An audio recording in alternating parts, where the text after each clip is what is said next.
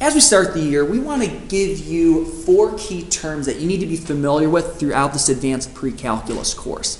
It is called the rule of 4. The 4 terms are analytical, graphical, numerical, and verbal.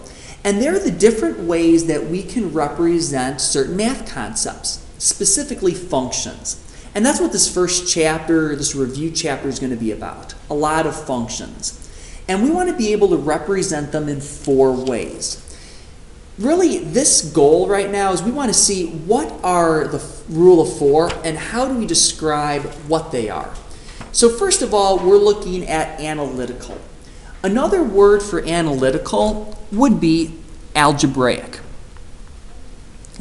And when you think of analytical or algebraic, that's what we call the traditional math. So if I told you to solve the equation 4x plus 5 equals 21, you would show your work that you subtract 5 from both sides and then divide by 4.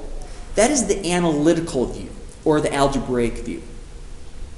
The second way we can look at math is the graphical view. And the graphical view is just that. We are going to be dealing with graphs and pictures.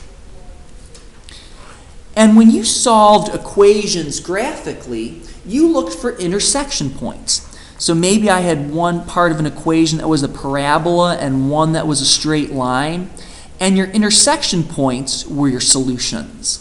So the way you solved something graphically, or the way you described something graphically, was using graphs and pictures. The third rule of 4 is numerical. And numerical is going to deal with data, or charts and tables.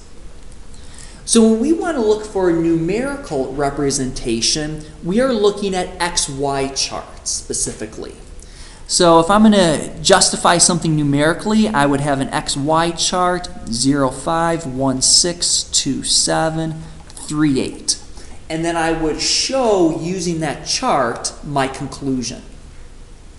The final way is verbal, and a verbal is just using words to describe.